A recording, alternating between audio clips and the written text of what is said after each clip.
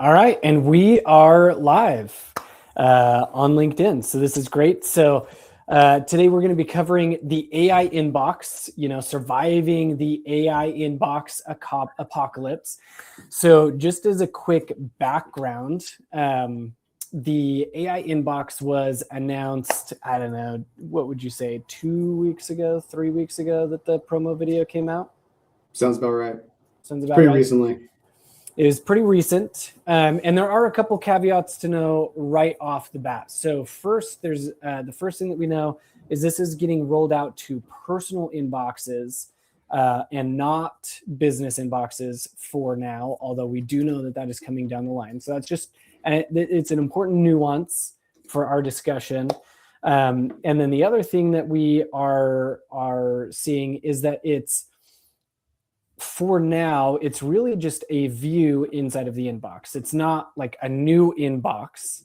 It's a tab that you can look at your inbox through, just like you can navigate to like the promotional tab or the social tab or even spam if you have that. It's a view that kind of curates your inbox, but there's some nuances there. So I am super excited to be talking with Joe Cunningham.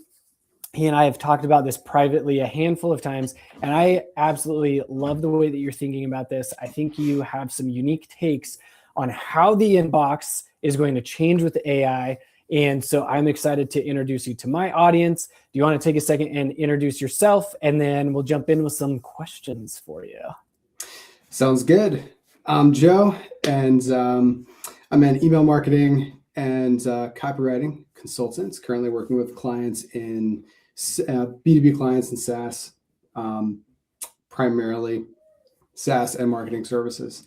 And I've loved email for a long time. It was my first love when I got into marketing. So, and I'm a huge fan of Tyler. I think I read all his emails and I've been following him for a while. So very excited to be chatting with the man. Thanks for having me on, Tyler. The honor is mine. The honor is mine. Well, let's jump in and, blow the audience away with some value here. So the first thing that I do want to cover with you is how do we think, I want to get your opinion on how do you see subscriber behavior changing in the inbox? Because let's see, over the last 2 days, I've kind of seen an interesting trend. I've seen a lot of posts promoting actually turning off AI in the inbox. I've seen just on LinkedIn probably 8 to 10 posts just within the last couple of days of here's the step-by-step instructions on how to turn off AI in the inbox, and it turns off, the auto replies, it turns off the smart drafting, it turns off some of the personalization, also turns off the tabs. So just with that being said, how do you anticipate subscribers kind of reacting to AI in the inbox at a high level? High level, I am sure some subscribers will turn it off.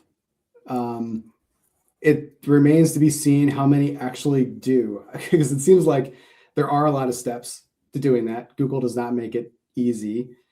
Google doesn't want to make it easy. So I think there's probably gonna be enough friction there that a lot of people just won't. They'll probably just adapt to the inbox changes.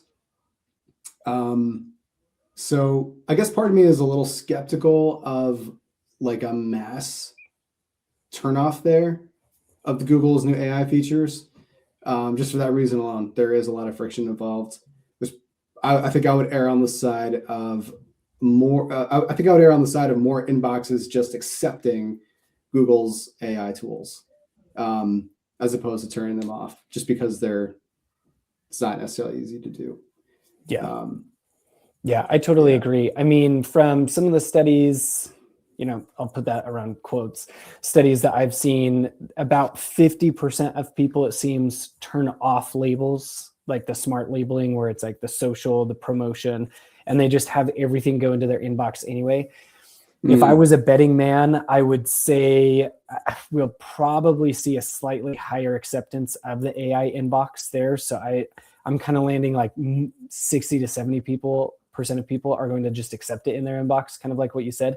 And about 30 to maybe 40% of people will turn it off, just because, one, it's hard to do, and two, it does kind of make life easy. I mean, so it does. I was gonna say, like, I think if Google does a good job of building these tools out, the reality is it will make inboxes easier for people to handle. And isn't that the big complaint everyone has? Like, I think granted, this is a while ago, the last time I looked at average number of emails people have in their inboxes, it was like north of 3,000. And that was really kind of on the low end. Like, some of the higher numbers of people who had the number of unread emails they had was just insane. Oh, yeah. So, like, if Google is going to make life easier for people, yeah, people are going to take it. So do you think that, with that being said, subscribers or end users will become, quote unquote, a little lazier in their inbox and really just rely heavily on AI to kind of tell them what's important instead of scanning through their chronological inbox? It's a good question. I mean, the only thing is, I don't know if people are scanning their inbox chronologically now. Like, I mean, I think anecdotally for myself, I know one of the first things that I do is I look at sender names, like, who is the email from? And you might remember better than I do. I seem to remember that Google specifically made that change to show sender names before subject lines. This is like, I think, a couple of years back. Yep. So, like, even like a few years back, like, Google was kind of restructuring the inbox to focus more on the sender as opposed to just the subject line. So already that it's a very subtle hierarchy shift, but it's a notable one. Yeah. I don't think so. I guess I don't know that people are really like reading email inboxes chronologically. I think whenever we're presented with just a ton of information or options, the first thing we're going to do is just scan for, like, what is the most relevant? What am I familiar with? So I don't know if this AI summaries are going to make people lazier in that sense. They might actually just make people even more selective, because there's already some selection going on. Google already wants to help people narrow down their options, get to what they need faster, especially, like, as far as, like, Google Workspaces, when AI does come to Workspaces. But even for personal inboxes too, like, Google is getting so task oriented with the inbox, the way it's connected to all its apps, its calendars, all that stuff. So I think, I could be wrong. My hypothesis is that Google really wants its inboxes to be useful. So, like, yeah, I don't know if it's going to make people lazier. I think it's just wouldn't be surprised if it continues to make people more selective, especially with the added AI filter. If it's making it easier for them to cut through the noise, they're gonna be like, this is great. I'm cutting through the noise. Like, if I really need to find something, I can probably find it, because I can either chat with the AI or I can just use the search bar or something like that. But otherwise, like, there isn't necessarily going to be an incentive for people to, hunt for things. Yeah. And I totally agree with what you said about the sender. So a couple of years ago, they did change that. And then just like 6 months ago, I want to say, maybe a little bit more recent than that, Google actually updated their guidelines around what they want your sender name to be. And they gave specifics of, it needs to clearly identify you as the sender. There shouldn't be any extra information. There shouldn't be emojis. You shouldn't change it. Like, one of the examples that they gave was, like, having the parentheses with the number 1 and, like, message or notification to make it seem like this was an official notification from some system or software. Yeah. So I do see Gmail really focusing more in on the sender as, like, the persona. Even if it's a business, they're really focusing on sender and what is the relationship that the subscriber has with the sender, rather than anything like spam words or anything that way. Now, even probably like how the replies are handled too, because I think correct me if I'm wrong, I think one of the changes that, or one of the things that Google added too was like the sender name needs to match, like the from email needs to be relevant or like congruous with the type of email being sent. So if you're sending like a marketing email, then the from email should be something like, for a terrible example, but marketing at, brand.com or something like that. It shouldn't be sales at brand.com if it's a marketing email or something like that. Yeah, they do want to see cohesiveness within the email itself. So speaking to that relationship between the sender and the subscriber, from the marketing video that we're able to see about what AI inbox will look like, obviously things could change. That's kind of our only point of reference at this point. Do you believe that zero-click email content will become basically like zero-click search or zero-click marketing? Because in that marketing video, your email gets summarized into basically like one sentence, right? And so do you believe that, that one sentence is now the marketing message, where you're going to have to try to write in a way that the value of the email gets summarized into that one sentence? Yeah, it's such a fun question. Short answer, I would say yes, just in terms of, like all your emails should be as action oriented as possible. Like if you should want people to be able to do something with them or take action on them. So if you have too many, if you're trying to ask people to do too many things, or you're sharing too much information, that's already going to be a problem just for the user anyway. But then especially for Google's AI inbox, yes, like the value of what you're sending should probably, it's probably ideal if you can have that in one sentence. Yeah. The zero click idea is really interesting. I mean, I guess like, yeah, I kind of go back and forth on this. I think the one advantage maybe that email has is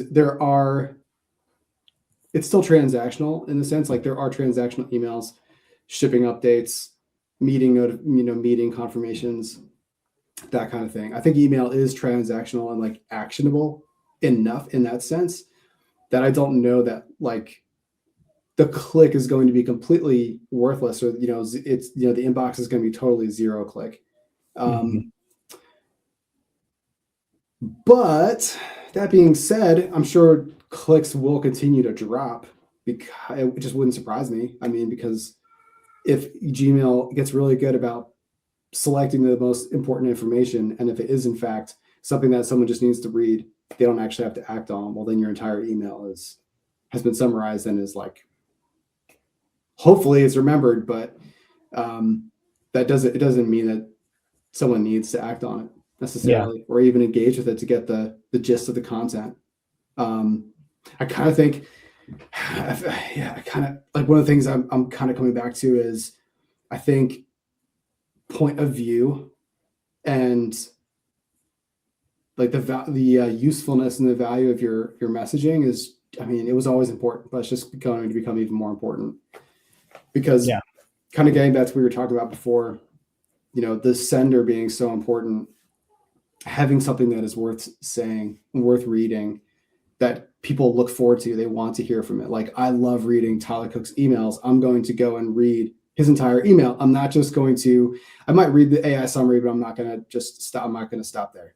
Kaylee Edmondson, I love her emails. I'm going to like read her whole email, because every email she sends is so valuable and is packed with so much good stuff, that kind of thing. Like, I think there's going to be even more pressure on marketers to share emails that have something worth saying. And probably something that's like grounded in human experiences, team experiences, like, as much of the human element as you can get into your messaging as possible. That's probably going to be a big differentiator and lever going forward. How do you see, because part of that marketing video that Google came out with is, it also looked like there was going to be essentially like an inbox chat feature, right? Where you can chat with AI about the messages in your inbox. And so this is a bit of a multi-question for you. How does that idea of a subscriber being able to chat with their inbox change how you want to write emails? Because that, to me, how I interpret that is that the AI on the subscriber side is essentially going to be building a sender profile, right? What products do you offer? What is it that you write about? What is it that you do, right? And how is this relevant to this subscriber? And if a subscriber is able to chat with their inbox about you, how do you need to write emails in a way that, one, it's favorable, and two, it's accurate, and it's helping, earn the click or get them to schedule a call or things like that? Oh man, yeah, that's a great question. Kind of goes back to copywriting fundamentals, right? Like there's obviously the sales argument, or there's you want to persuade someone to do something, but a big part of that is what are the credibility signals? Like where's the proof?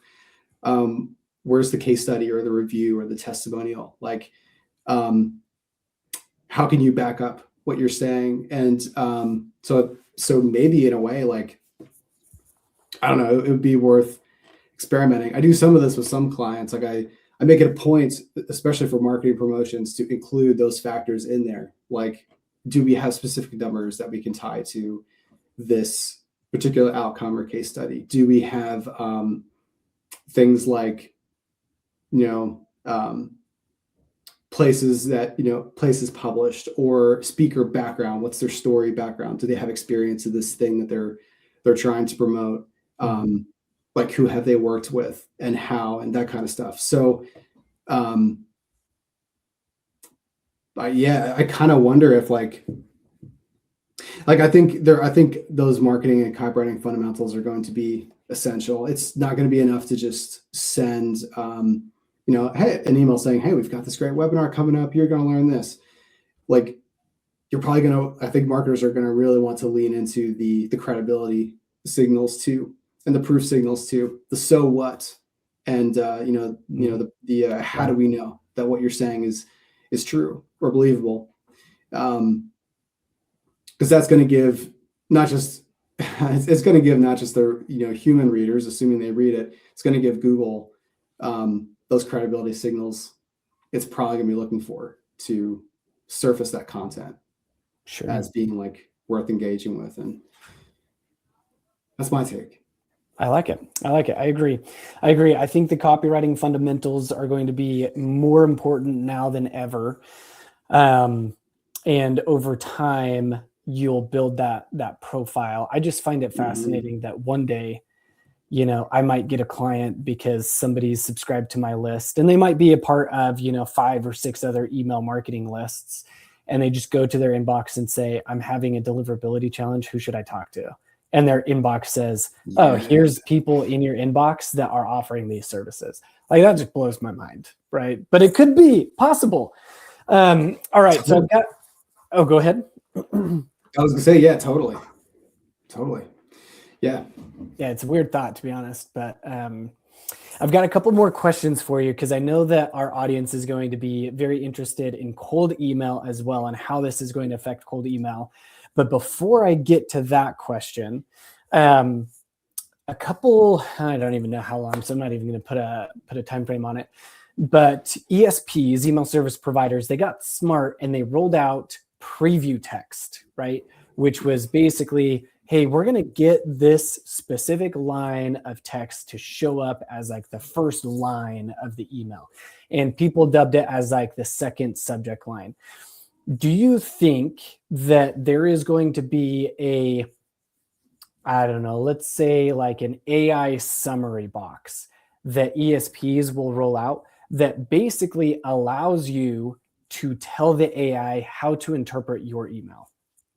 Oh, I hope so. How cool would that be, that built in as a tool? Because, gosh, that'd be so helpful. I know one of the things you and I have talked about in the past is like because it seems like you're doing a lot of work with this, and I know one of the things that we've talked about in the past is like running your email copy through a couple different AI tools and asking them to summarize it and seeing what kind of insights are they pulling out? Are they the insights you want the AI to pull out for your target reader? That kind of thing. If that were built into ESPs, I mean, personally, I would love that. That would be a huge help. Oh yeah, me too. I would absolutely love that. Sweet. If it doesn't get built into ESPs, as a follow-up question, do you believe that businesses need to account for that? And do they need to insert some level of text into their emails to help the AI better understand the purpose, the point of their email? So one, it doesn't get summarized poorly, and two, it still leads to conversions without impacting the subscriber experience with the email. Yeah, I think it is a good best practice to include. I mean, in a way, it kind of gets back. I mean, it's like it gets down to the, hopefully your marketing team or your company has some kind of editorial process. And I don't mean that to sound like it's this big boring, thing like, oh, you got to edit everything, but like, but you kind of have to. You need. I think like the time of the editor is definitely now, because anyone can generate messaging in seconds. Like anyone can do that. But the editing skills of knowing things like, is this collectively exhaustive in the sense that we have covered everything that we need to cover in this particular message for this particular like medium, this particular person? Have we left anything out? Are we reducing risk as much as possible for the reader? Are we including those credibility signals that we talked about? That kind of stuff. Like that takes an editing kind of mindset, because once you've generated the message, you need to be able to look at your messaging and know, like, have we covered what we needed to cover? So I think part of that question gets to the editing, like, having some kind of editing approach built into the messaging you're doing. But yeah, the short answer is like building that into your process of having tools summarize your content to see what comes out. It probably should be a best practice going forward, because that is the way that the inbox is going. And It's like people talk about this with, marketers and SEOs will talk about this with search. And even some sites, like I think Ramp did this recently, or maybe it was Winter, but I've seen a few sites that will have an AI specific section of their page that tells crawlers, like LLM crawlers, what this page is about, who it's for, that kind of thing. And so I think having some process where you're not just writing for the human, but you are writing for the AI to make it as easy for the AI to share to surface the right information as possible. I mean, that just makes sense to me. Yeah. And I do think what you said is very important, is with the age of AI, if you will, those editing skills become much more important. Like I've been investing the last few months in improving even my own editing skills, because you're right. It's easier now than ever to create an email, but it's important to recognize AI is basically a word guesser, right? Like you're giving it instructions and it's trying to guess what you're looking for, in a sense. And so having that good editing capability to understand, okay, we have this email, it's technically sound, right? But it's missing these elements, or these elements need to be updated. So yes, 100% to the AI. Now, switching gears just a little bit, I want to get your take on two things with the AI inbox here. First, for many in our audience, one of their growth strategies is cold email. And I know that from threads that I'm a part of, there's people saying that cold email is dead because of the AI inbox. I don't lean that way. I think cold email will change and it will adapt, but I don't think it's going anywhere anytime soon. So first, I want to get your take on, how do you see cold emailing shifting with the AI inbox? And then second, what about newsletters? Newsletters like Stacked Marketer, Morning Brew, The Hustle, like all of those kind of big newsletters that people do read on a daily basis, or 2 to 3 or 4 times a week. How do you see things changing for them when they're summarized into one sentence? So cold email first, and then let's chat newsletters. Yeah. So I agree with you. I don't think that the AI inbox is going to kill cold email outright.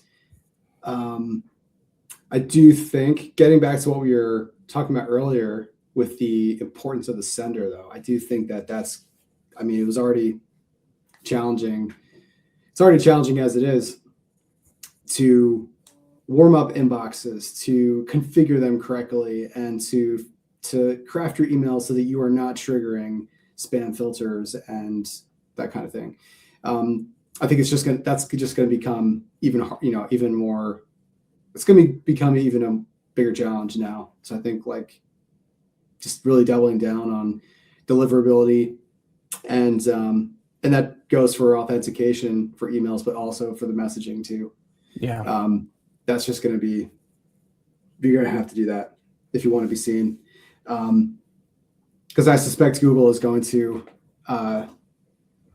prioritize the senders that get frequent engagement from readers, that readers want to hear from. And if you are a cold email, you just don't have that history with the reader yet. And you run the risk very quickly of not getting engaged with at all. And that just tanks it's going to tank your deliverability, especially in an AI inbox, I think. So Yep. I think cold email is going to get harder. Yeah. I kind of think maybe actually, I know Tyler and I are members of a group called Exify, which is a business group. And I was chatting with an agency owner in there, and he was telling me how his approach to cold outreach is basically I think he said it's like one association removed. So you're basically looking for intros to someone because, based on someone that you both know or you have a mutual connection with. Yeah. That might be the way for cold email going forward. Not scalable, but that might actually be a lever when email is so easy to scale. Newsletters, I think I have started. I've noticed that my inbox is summarizing more and more newsletters. At first, Google was only summarizing 1 or 2, but I noticed this week that probably 3 or 4 of newsletters that hadn't been summarized before were now being summarized.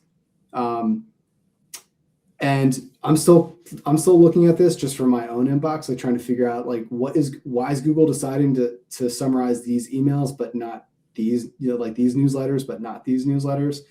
Don't have any anything helpful or interesting to share there yet, but the summaries are I do think that they're on their way to rolling out probably across newsletters, and for newsletters that are heavily sponsor dependent, they depend on sponsors for revenue. It definitely raises yet another challenge in an already challenging industry.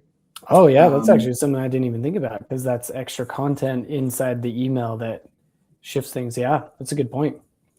Yeah. So yeah, it's just I think it's a lot of these tech updates. It's not going to kill the channel, but it is going to just make cutting through the noise a lot harder. Sure. It's going to require a lot more strategy and yeah.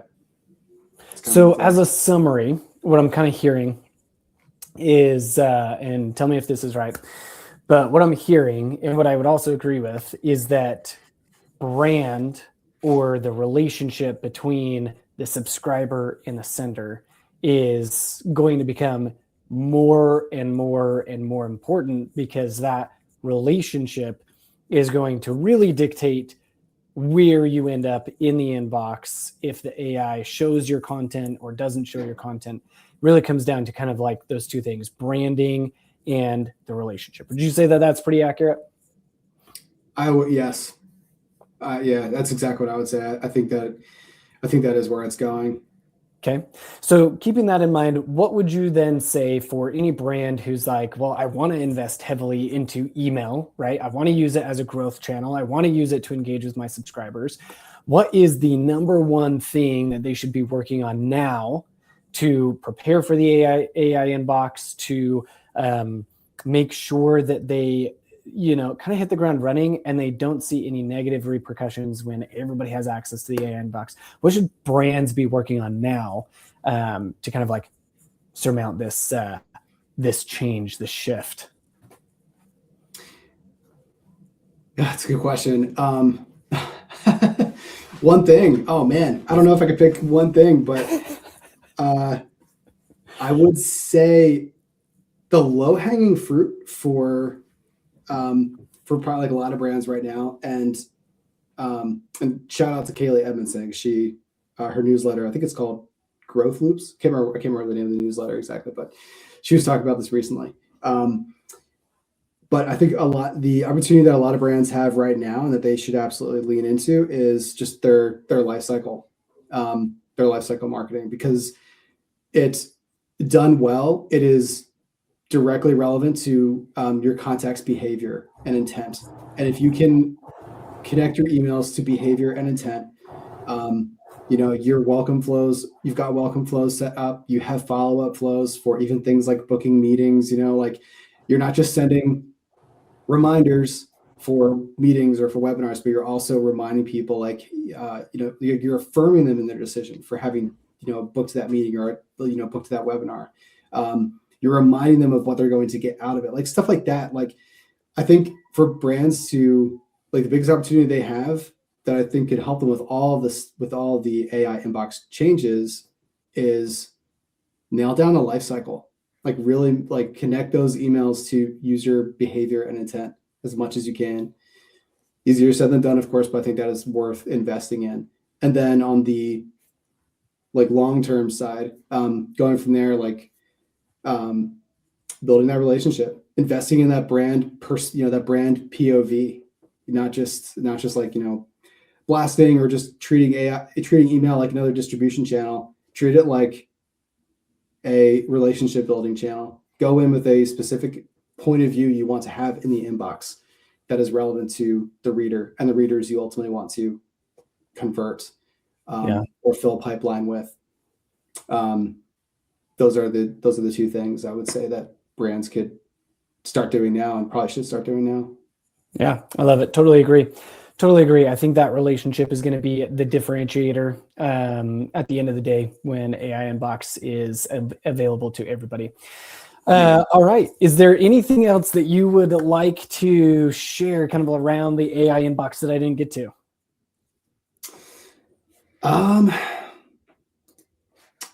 I guess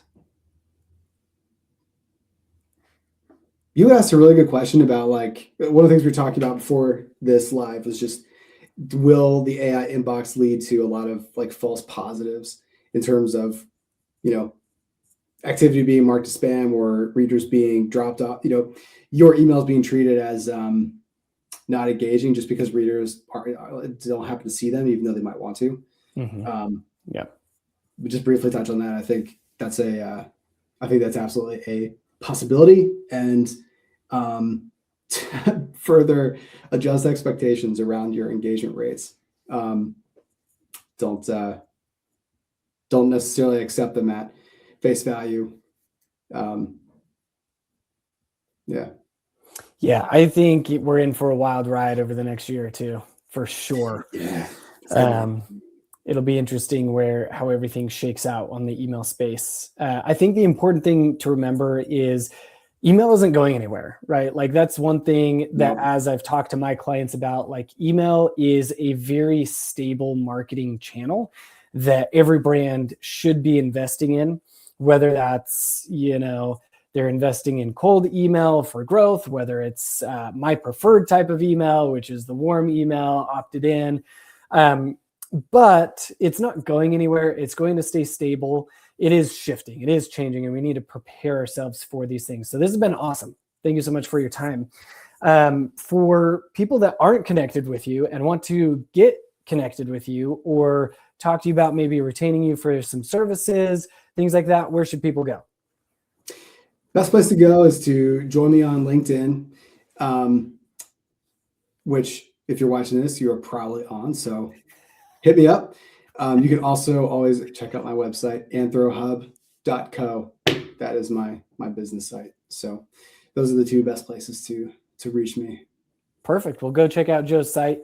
Super smart guy. I love how he's thinking about how to change things to continue driving revenue through email, even with the AI inbox, and reach out to him with any questions. All right, that's a wrap. Tyler, thanks for the chat, man. This is a great time. Yeah, of course.